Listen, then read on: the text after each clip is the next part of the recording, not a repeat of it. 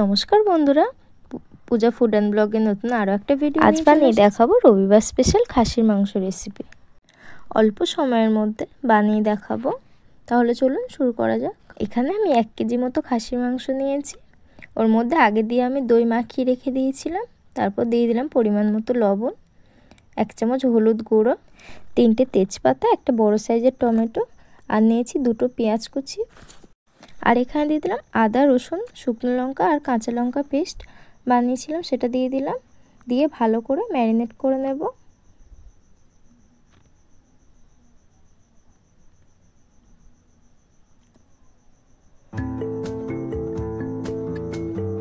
খুব ভালোভাবে আমি এখানে ম্যারিনেট করে রেখেছি। 1 ঘন্টা মতো রেস্টে রাখবো। তারপর এখানে 4টে আমি বড় সাইজের পেঁয়াজ কুচিয়ে রেখেছি। কড়াইতে তেল দিয়ে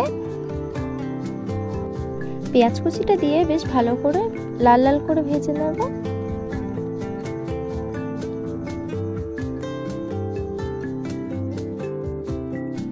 পেঁয়াজটা এখানে লাল লাল করে ভেজে নিয়েছি। তারপর দিয়ে দিলাম ম্যারিনেট করে রাখা খাসির মাংস, দিয়ে বেশ কিছুক্ষণ নাড়াচাড়া করে নেব।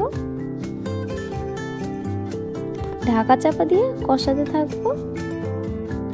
যেহেতু এর মধ্যে টক দই মাখানো আছে, তার জন্য অনেকটা জল ছেড়ে দিয়ে বেশ কিছুক্ষণ কষিয়ে নেওয়ার পর দিয়ে দিলাম কাশ্মীরি লঙ্কার গুঁড়ো 1 চামচ মতো,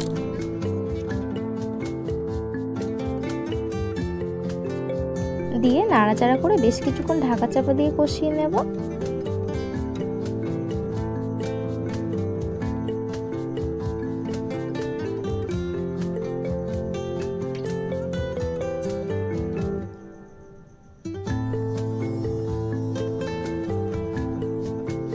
দেখুন এখানে কত সুন্দর তেল ছেড়ে দিয়েছে। আরো বেশ কিছুক্ষণ কষিয়ে নিলাম।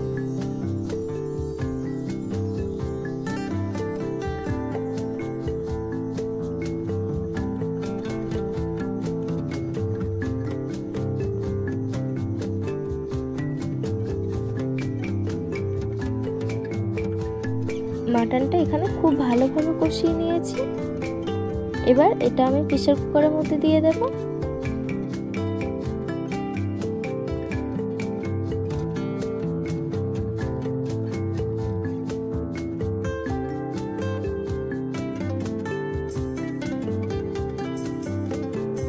মাটনটা এখানে প্রেসার কুকারের মধ্যে দিয়ে দিয়েছি। কড়াইয়ের মধ্যে বেশ কিছুটা গরম জল করে রেখেছি, ওটা দিয়ে দিলাম এর মধ্যে। তারপর এখানে ডুমো ডুমো করে কেটে রাখা আলু দিয়ে দিলাম।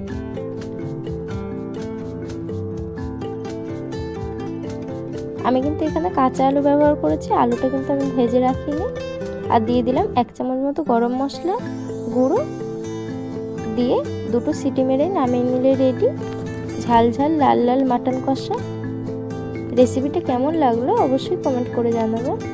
লাইক আর সাবস্ক্রাইব করে অবশ্যই পাশে থাকবেন।